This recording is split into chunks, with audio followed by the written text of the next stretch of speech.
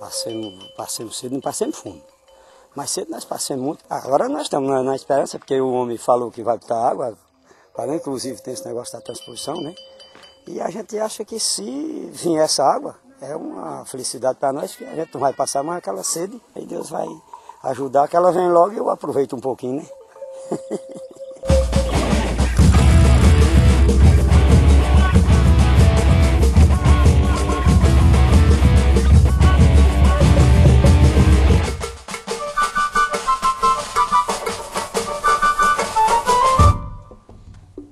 Antes de conhecer os detalhes do Projeto São Francisco, é importante saber porque esta é uma das prioridades do governo federal. Todos os anos, milhares de brasileiros vivem um drama que se repete há séculos: a seca e o êxodo rural forçados. Nordestinos são obrigados a deixar para trás suas famílias para engrossar a periferia das grandes cidades, onde se deparam com o desemprego e a violência. O problema da seca no Nordeste não é um problema do Nordeste, é um desafio para o Brasil. Essa obra mesmo é necessária. Não seria melhor construir barragens, açudes, para a população mais carente?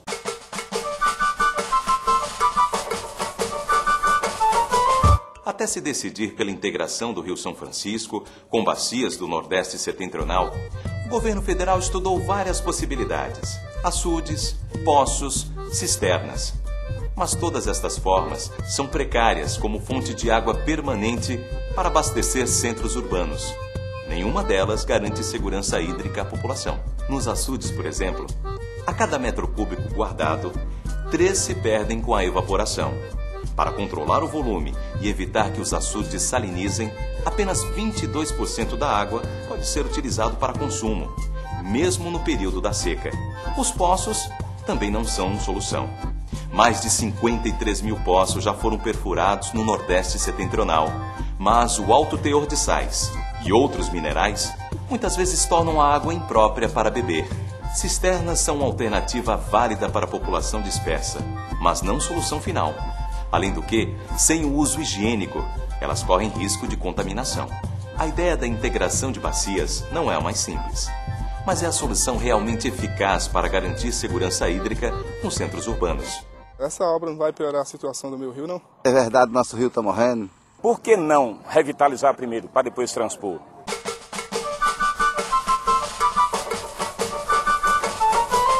O Projeto São Francisco é composto pelo Programa de Revitalização do Rio, pela integração de bacias e pelos programas básicos ambientais.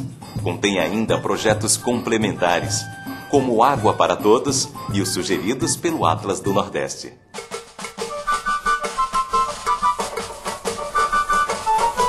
Um dos maiores rios do país, o Velho Chico, mantém sua grandeza e volume, mas tem acumulado ao longo dos últimos 100 anos diversos problemas relacionados à ação do homem.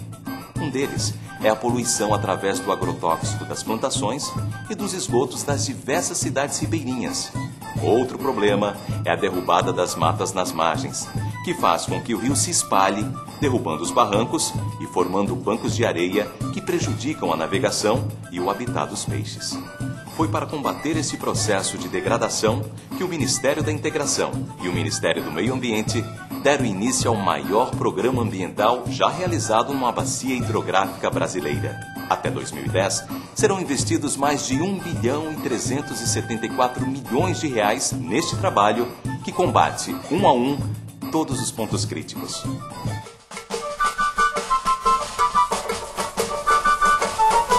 Para combater a poluição por esgotos, 164 municípios da bacia estão recebendo tubulações interceptoras, coletoras e de ligações domiciliares para levar os resíduos às estações de tratamento, onde a água ficará livre das impurezas antes de ser lançada no São Francisco. Nos locais onde o saneamento avança, como o Bom Jesus da Lapa, na Bahia, os resultados não são apenas ambientais. A obra diminuiu os índices de doenças, internações hospitalares e assegurou queda acentuada na mortalidade infantil. O saneamento básico, como a gente sabe, é um dos pilares para se ter uma boa saúde, não só do indivíduo, como também da sociedade. Olha, com certeza a obra de saneamento básico de Bom Jesus da Lapa veio dar melhores qualidades de vida à população, uma obra que todos os moradores vinham cobrando.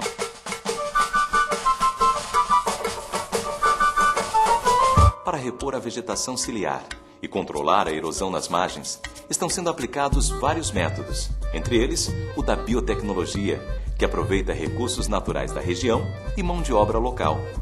Por este método, mais de 40 pontos de margens degradadas estão sendo revitalizados, com o uso de mantas de contenção orgânicas fabricadas com fibra de coco e sacos de aninhagem preenchidos com solo cimento. O reflorestamento das margens usa espécies nativas, como calumbi, mangue e capim cabeludo, cultivadas em viveiros de mudas. Futuramente, para os meus netos, vai ver uma maravilha que não tínhamos esperança, e com esse novo governo estamos tendo esperança futuramente que vai ficar maravilhoso o Rio São Francisco.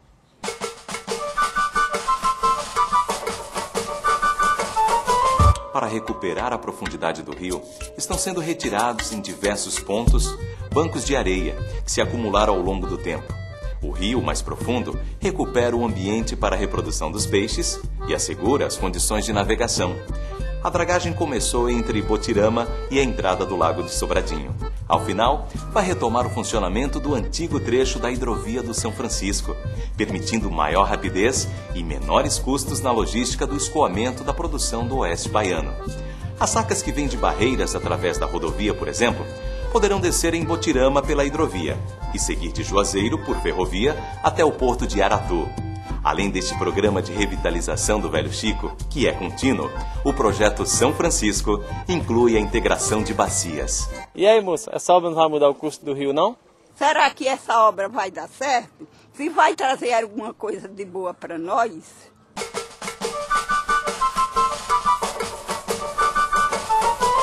A ideia de usar um pouco das águas de um rio para abastecer regiões distantes não é nova. Pelo contrário, já é uma solução comum. Países como Estados Unidos, Espanha e China já desenvolveram projetos dessa natureza, com sucesso. No Brasil também. No Rio de Janeiro, parte da água que abastece a cidade vem do Rio Paraíba do Sul. E o abastecimento de Aracaju vem de uma integração do Rio São Francisco com o Rio Sergipe. O projeto São Francisco vai mudar o curso da história. E o melhor, sem mudar o curso do rio. A retirada de água será de apenas 1,4% da vazão que a barragem de Sobradinho envia de forma regular para o oceano.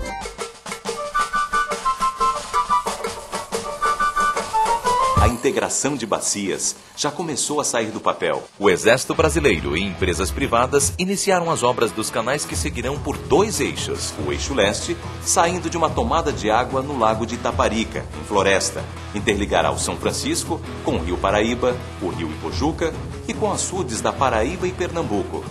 O eixo norte, partindo de Cabrobó, segue para as bacias dos rios Jaguaribe, Piranhas-Açu, Apodi e a açudes do Rio Grande do Norte e Ceará. Os canais dos 2 eixos têm cerca de 5 metros de profundidade e 25 de largura, revestimento de membrana sintética impermeável com recobrimento de manta e concreto. Eles passarão por 50 quilômetros de túneis e 16 quilômetros de aquedutos, permitindo que a água atravesse serras e vales. 11 estações de bombeamento serão construídas para fazer a água subir a elevações de até 300 metros e depois descer por gravidade, gerando energia no percurso, onde serão instaladas 6 hidrelétricas. Há ainda 26 barragens a serem construídas para regularizar a distribuição da água. O governo destinou 4,9 bilhões de reais para esta obra, que funcionará como uma grande torneira, perenizando rios intermitentes e equilibrando o volume dos açudes de Pernambuco, Paraíba, Rio Grande do Norte e Ceará. A integração vai solucionar, de modo permanente, o problema do abastecimento, principalmente nas cidades, onde vive a maioria da população que mais sofre com a seca. Em paralelo ao trabalho de integração de bacias, estão em curso 36 programas básicos ambientais. Esses programas e as condicionantes determinadas pelo IBAMA para licenciar a obra puseram em andamento, ao longo dos canais da integração, iniciativas ambientais, como a criação de 12 áreas de preservação, monitoramento da fauna, flora e da qualidade da água. Também assegurou ações de desenvolvimento regional, entre elas a regularização fundiária em 32 municípios, instalação de 17 vilas produtivas rurais, apoio na demarcação de terras indígenas e quilombolas, além de saneamento e abastecimento de água em mais de 100 municípios. Está previsto ainda o salvamento de sítios arqueológicos que venham a ser encontrados. É justo que se leve água para outros estados, outros municípios do Brasil, sendo que os ribeirinhos em si, eles estão necessitando de água do mesmo modo que quem mora em outros estados.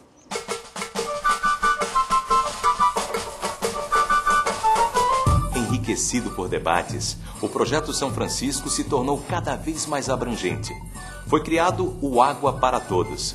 Esse programa vai assegurar o abastecimento para atender a 400 mil ribeirinhos que têm dificuldade de acesso à água tratada. Se essa água vai chegar aqui para nós, aqui na roça ou não?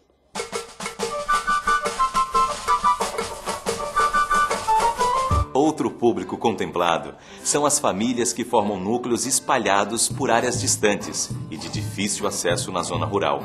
Em locais assim, onde o reduzido número de pessoas tornaria inviável construir adutoras, estão sendo implantadas cisternas, poços e outros reservatórios. Um trabalho que segue as recomendações do Atlas do Nordeste, elaborado pela Agência Nacional de Águas, em parceria com o Ministério da Integração Nacional. Para a gente que usa a irrigação, essa obra vai melhorar ou vai atrapalhar?